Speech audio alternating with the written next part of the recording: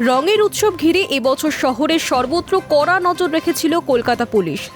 দোলের দিন খারাপ আচরণ এবং মত্ত অবস্থায় প্রকাশ্যে ঘোরাফেরার অভিযোগে মোট ৩৩০ জনকেই গ্রেফতার করা হয়েছে।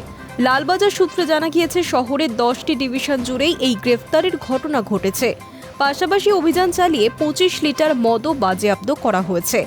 অপ্রীতিকর ঘটনা রুখতে গোটা শহরে জোরদার নিরাপত্তা বলয় গড়ে তোলা হয়েছিল। গুরুত্বপূর্ণ ও স্পর্শকাতর এলাকা চিহ্নিত করে মোট ৩৯৮টি পুলিশ পিকেটও বসানো হয়।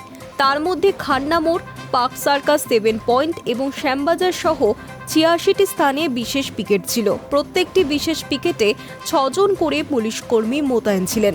বাকি ৩১২টি পিকেটে দায়িত্ব সামলেছেন ৩ জন করে পুলিশ কর্মী। শুধু পিকেট নয়, নজরদারিতে ছিল মোটর বাইক টহলদারি ও পিসিআর ভ্যান। গত কয়েক বছরে দোলের দিনে বেপরোয়া ও মদ্যপ চালকদের কারণে একাধিক বড় দুর্ঘটনার নজির রয়েছে শহরে। সেই অভিজ্ঞতা থেকেই এবছর আগেভাগেই সতর্কতামূলক পদক্ষেপ নেয় লালবাজার। জারি করা হয় একগুচ্ছ নির্দেশিকা।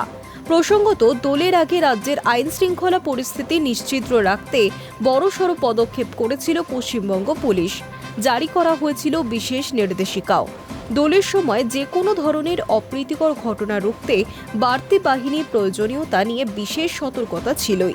পুলিশের দাবি, কঠোর নজরদারি ও তৎপরতার জেরে এবার দোলের দিন শহরে বড় কোনো দুর্ঘটনার খবর মেলেনি। Hi news network.